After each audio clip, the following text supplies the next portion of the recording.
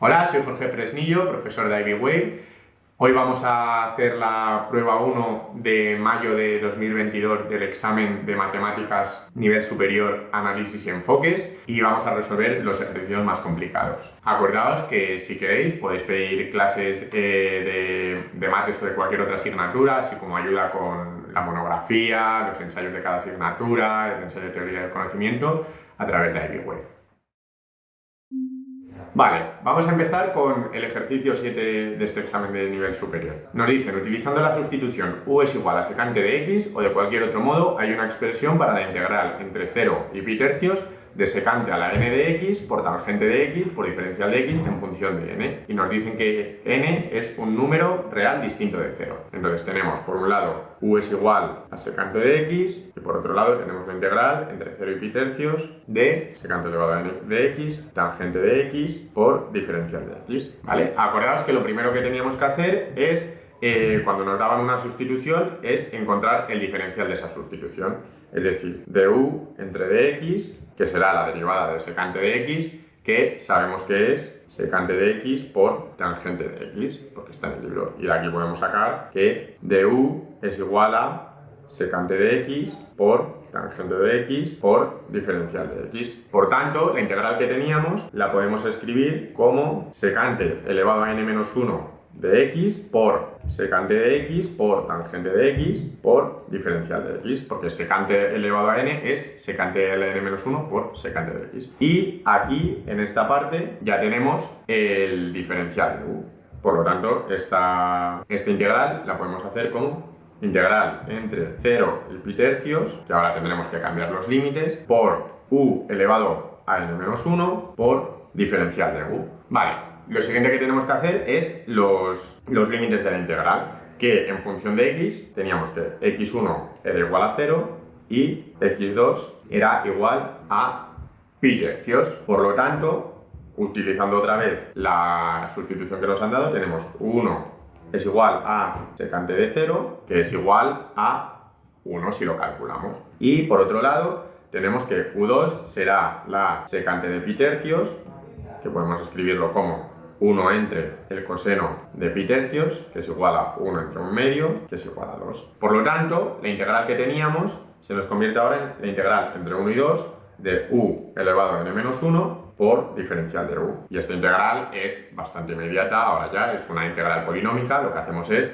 sumarle 1 al denominador y pasarlo dividiendo. Entonces va a ser u elevado a n menos 1 más 1, que nos queda n, dividido entre n, donde los límites son 1 y 2. Por lo tanto, nos va a quedar 2 elevado a n entre n menos 1 elevado a n entre n. Podemos juntar estos dos porque tienen el mismo denominador y nos queda 2 elevado a n menos 1, porque 1 elevado a n es 1 siempre, todo dividido de n. Vale, nos dicen ahora, en la pregunta 8, que tenemos una variable aleatoria continua x con la siguiente función de probabilidad. Y que la siguiente figura muestra el gráfico de esa función entre a y b. Y también nos dicen que sabemos que c es más grande que a más b entre 2. Entonces nos piden que hallemos una expresión para la mediana de x en función de a, b y c. También nos dan un sketch del gráfico, ¿vale? Los dos tramos son rectas porque la x está arriba elevado a 1. Entonces vamos a tener el punto A aquí, se van a cortar a la altura del punto C, va a cortar otra vez en el punto B.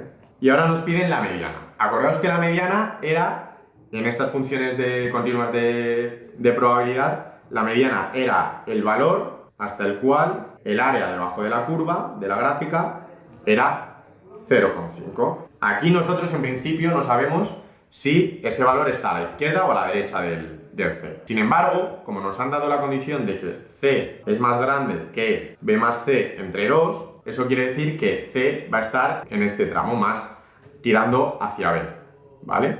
Por lo tanto, sabemos que el área del triángulo de la izquierda será más grande que el área del triángulo de la derecha, porque los dos tienen la misma altura, pero la base del triángulo de la izquierda va a ser más grande que la base del triángulo de la derecha. Con lo cual podemos centrarnos solo en trabajar con el triángulo de la izquierda y solo con la función de la izquierda, con la primera función de x menos a. Por otra parte, también podemos considerar un nuevo triángulo, ¿vale? Que tendrá los puntos de base entre A y M y la altura aquí será f de m. Estos puntos, si los ponemos con coordenadas, serán el punto A0, el punto M0 y el punto MF de M. Y como lo que queremos es que el área de este triángulo sume 0,5, podemos usar la fórmula del área de un triángulo, que es muy sencilla, además en este caso es un triángulo rectángulo, ¿no? Entonces tenemos el área del triángulo, que es base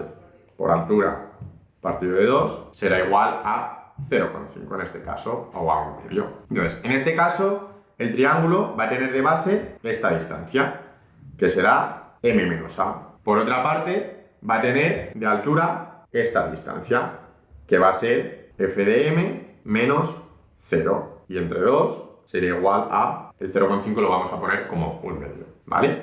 Para empezar, se nos van los dos de abajo. F de m podemos sustituirla cogiendo en la fórmula de la función del primer tramo y nos va a quedar entonces como m menos a por 2 entre b menos a por c menos a por m menos a, y esto será igual a 1. Si seguimos desarrollando esta expresión, nos queda que m menos a al cuadrado por 2 entre b menos a por c menos a es igual a 1. Y si seguimos, lo pasamos dividiendo todo este factor al otro lado, nos quedará m menos a al cuadrado es igual a b menos a por c menos a entre 2. Ahora tendremos que quitarnos el cuadrado haciendo la raíz cuadrada, nos queda m menos a será igual a la raíz cuadrada de b menos a por c menos a entre 2, está a la derecha del eje y, entonces vamos a considerar solo la opción positiva y por lo tanto m será a más la raíz cuadrada de b menos a por c menos a entre 2. Vale, nos dicen ahora, pruebe por contradicción que la ecuación 2x al cubo más 6x más 1 igual a 0 no tiene ninguna raíz entera. Y cuando nos dicen que lo probemos por contradicción es que tenemos que suponer que sí que pasa y demostrar que no es posible, porque será una condición que no ocurre. Vamos a suponer una raíz, vamos a llamarla r, de manera que r pertenece a los números enteros. Entonces, ¿qué tendría que ocurrir en ese caso? Tendría que pasar que 2 por r al cubo más 6 por r más 1 es igual a 0. Nosotros podemos reorganizar esta ecuación de manera que nos quede 2 por r al cubo más 6 por r es igual a menos 1. Y ahora podemos sacar factor común en 2. Y nos queda 2 por r al cubo más 3r es igual a menos 1. Si nos fijamos ahora, lo que tenemos aquí es un número par, ¿no? Porque tenemos 2 multiplicando a un producto de un número entero, que nos da igual si es par o impar, nos va a dar un número par. Y, por otro lado, tenemos un número impar, el menos 1. Esto no puede ocurrir en ningún caso. Un número o es par o es impar, no es los dos a la vez. Por lo tanto, acabamos de probar por contradicción que las soluciones de la ecuación no son números enteros. Vale, vamos a hacer ahora la pregunta 12 del examen. Nos dicen que en el siguiente diagrama de Argand los puntos Z1 y Z2 son los vértices del triángulo Z1 o Z2. Nos dicen también que el punto Z1 representa el número complejo Z1 igual a R1 e elevado a I alfa, donde R1 es mayor que 0. Y el punto Z2 representa el número complejo Z2 es igual a R2 e elevado a I teta, donde teta es un ángulo y R2 es mayor que 0. Los ángulos alfa y teta se miden en sentido contrario a las agujas del reloj desde la parte positiva del eje real, de modo tal que 0 es menor o igual que alfa y teta es menor que 2pi. Y también nos dicen que 0 es menor que alfa menos teta y es menor que pi. Nos dicen ahora, muestre que Z1 por Z2 conjugado es igual a R1 por R2 por EI elevado a alfa menos teta, donde Z2 es el número complejo conjugado de Z2. Vamos a escribirnos primero lo que tenemos, nos dan el diagramita. También nos dicen que Z1 es igual a R1 elevado a I por alfa y Z2 es igual a R2 e elevado a i por z.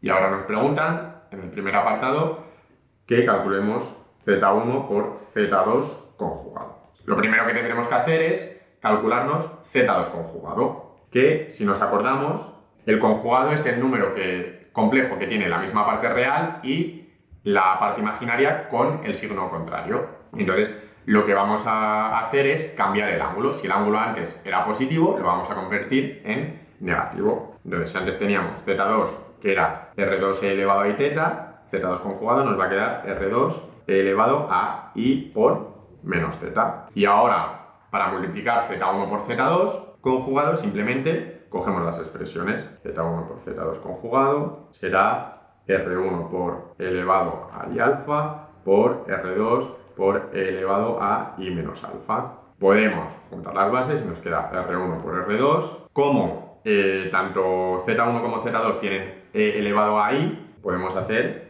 e elevado a i alfa más i por menos z. Y volvemos a sacar factor común y nos queda que r1, r2, e elevado a i por alfa menos z. Ya tenemos el apartado A. Vamos con el apartado B. Nos dicen, sabiendo que la parte real de z1 por z2 conjugado es igual a 0, que demostremos que el triángulo z1 o z2 es un triángulo rectángulo. Entonces aquí lo que tenemos que fijarnos es en la parte real de un número complejo. Sabemos por un lado que la parte real va a valer 0 porque nos lo han dicho, nos han obligado. Y por otra parte, la parte real de este número que habíamos calculado antes será r1 por r2 por el coseno del argumento, del ángulo al que tenemos elevado e elevado a i. Nos queda que 0 es igual a r1 por r2 por el coseno de alfa menos z. De aquí tenemos que 0 es igual al coseno de alfa menos z y de aquí sacamos que alfa menos z es igual a pi medios. Por lo tanto, si nos fijamos, aunque esto en principio no sea la condición para un triángulo, si nos fijamos en el gráfico que nos habían dado, antes teníamos el punto z1 con su ángulo alfa, el punto z2 con su ángulo teta, y si nos pintamos z2 conjugado será el mismo punto pero hacia abajo. Este será z2 conjugado y este ángulo será menos z. Alfa más menos z, vamos a ponerlo así, es igual a pi medios, 90 grados, y por lo tanto es un triángulo rectángulo. Vale, nos dicen ahora que en los apartados C, D y E consideramos el caso particular en el que el triángulo Z1 o Z2 es un triángulo equilátero. Nos piden que expresemos ahora Z1 en función de Z2. ¿Qué ocurre ahora? Teníamos por un lado Z1 que es R1 elevado a I alfa y tenemos por otro lado Z2 que es R2 elevado a I teta. Vamos a volver a hacernos el diagrama y ahora nos dicen que es un triángulo equilátero. Este será nuestro ángulo alfa, este será nuestro ángulo teta, este será nuestro punto Z1, nuestro punto Z2 y nuestro punto O. Lo primero que sabemos si es un triángulo equilátero es que la longitud de los tres lados será igual. Por lo tanto, sabemos que el módulo tanto de Z1, este R1, como el módulo de Z2 serán iguales. Por lo tanto, podemos escribirlos como Z1 es igual a R elevado a I alfa y Z2 es igual a R elevado a I teta. Por otro lado, sabemos también que el ángulo que hay entre Z1 y Z2, es decir, alfa menos teta, será pi tercios, 60 grados. La resta de un ángulo en números complejos, en vez de multiplicar como hemos hecho antes, lo que en el apartado A, lo que podemos hacer es dividir. De tal manera que nos tiene que quedar que Z1 entre Z2, que es R elevado a I alfa entre R elevado a I teta, tendrá que ser igual a elevado a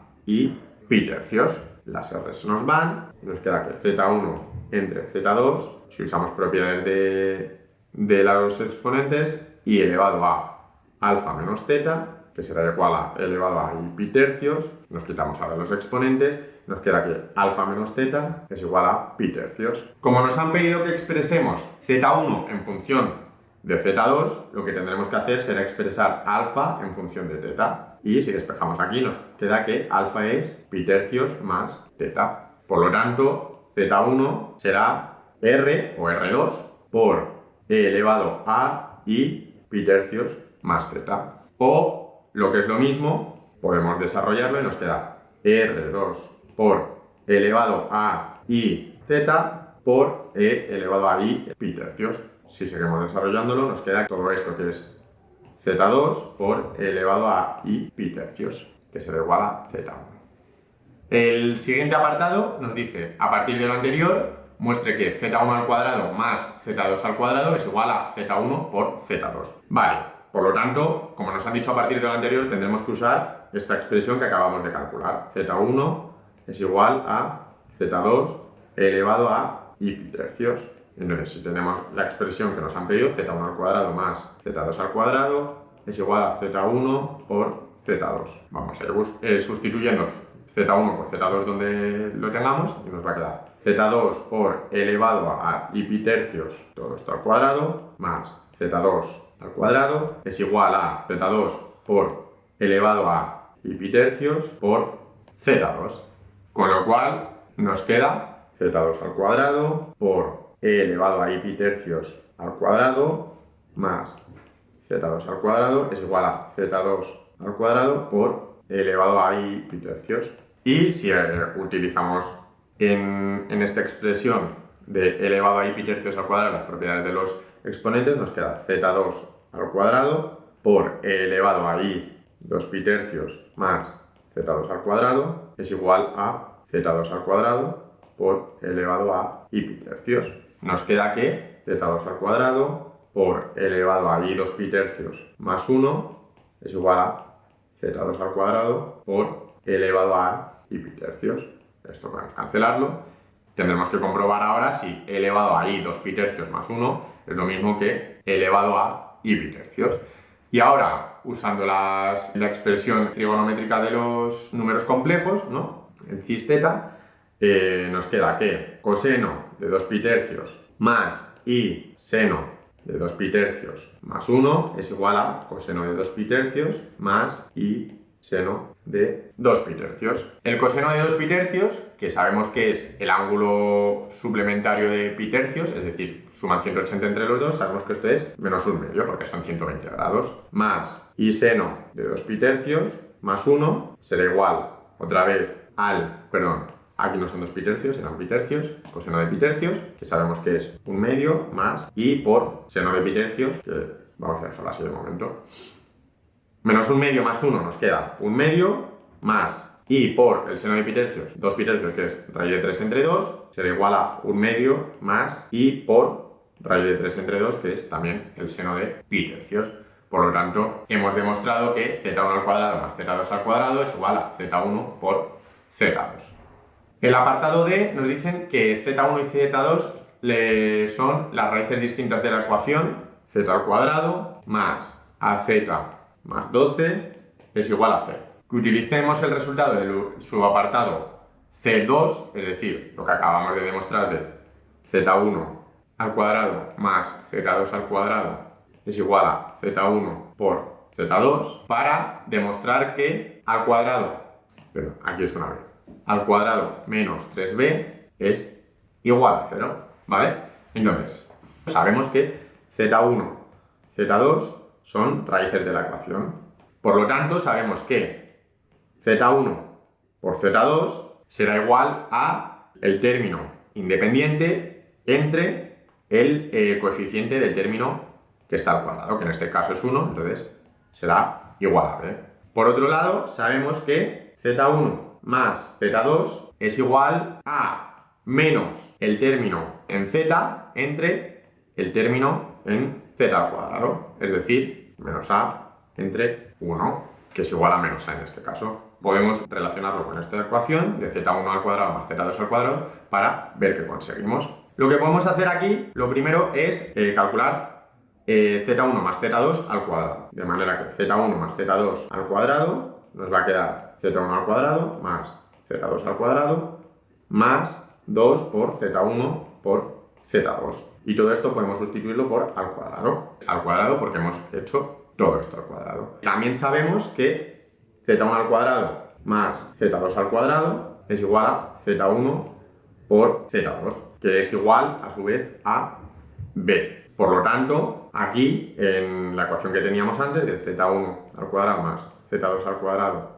más 2z1 por z2, podemos sustituir z1 al cuadrado más z2 al cuadrado por b más 2 por b otra vez, que es z1 por z2. Por lo tanto, nos queda que 3b, que es esta parte de la ecuación, será igual a al cuadrado, que es lo que habíamos calculado con esta parte de la ecuación.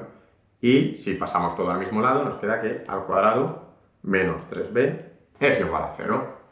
Ok, nos dicen ahora que consideremos la ecuación z al cuadrado más az más 12 es igual a 0. Y que sabiendo que 0 es menor que alfa menos z, que es menor que pi, que deduzcamos que las raíces de esta ecuación solo se puede formar un triángulo equilátero que cumpla estas condiciones. Tendremos que volver a usar lo que acabamos de descubrir de que al cuadrado menos 3b es igual a 0, por lo tanto al cuadrado menos 3 por 12 es igual a 0, al cuadrado es igual a 36 y por lo tanto a es igual a más menos raíz de 36, que es más menos 6. Por lo tanto vamos a tener dos ecuaciones, una con a igual a 6 y otra con a igual a menos 6. Vamos a empezar con la de a igual a 6. Entonces la ecuación nos queda z al cuadrado más 6a más 12 es igual a 0. Utilizando la fórmula de la ecuación cuadrática nos queda z es igual a menos 6 más menos raíz de 6 al cuadrado, que es 36, menos 4 por 12 por 1 entre 2 por 1. Entonces queda menos 6 más menos raíz de menos 12 entre 2, menos 6 más menos, podemos sacar un 2 fuera, 2 raíz de menos 3 entre 2, que esto es menos 3, más menos raíz de 3 por i, porque i, acordaos que es raíz de menos 1. Entonces podemos dividirlo. En este caso vamos a tener dos raíces. Por un lado vamos a tener que z1 será menos 3 más raíz de 3i y z2 será menos 3 menos raíz de 3i. Podemos calcular los ángulos alfa de z1 y teta de z2 para ver cuánto valen. Entonces, acordaos que alfa era la arcotangente de b entre a, es decir, en nuestro caso, arcotangente de raíz de 3 entre menos 3, que esto es igual a, primero, si nos dibujamos los puntos z1 y z2, sabemos que los dos tienen parte real negativa, entonces van a estar como por aquí, y luego el z1 tiene parte imaginaria positiva, estará por aquí, y el z2 tiene parte imaginaria negativa, entonces estará por aquí. Perdón, el otro era z1. Estamos buscando la arcotangente de raíz de 3 entre menos 3, que es lo mismo que menos raíz de 3 entre 3, y sabemos que la arcotangente de raíz de 3 entre 3 es 30 o pi sextos, entonces aquí será 5 pi sextos. Sabemos que es 5 pi sextos por eso, precisamente porque está en el segundo cuadrante que hemos visto antes. Por otro lado, en teta, usando la misma fórmula, aquí nos queda la arcotangente de raíz de 3 entre 3, pero en el tercer cuadrante, no en el primero, como estamos acostumbrados a hacer. Entonces, en vez de pi sextos, será 7 pi sextos. Si ahora calculamos la resta entre los dos ángulos, nos va a quedar que alfa menos teta será 7 pi sextos menos 5 pi sextos, que es 2 pi sextos o pi tercios. Este ángulo entra dentro de las condiciones que nos han pedido. Por otro lado, tenemos la ecuación cuando a es igual a menos 6, que nos queda z al cuadrado menos 6z más 12 es igual a 0.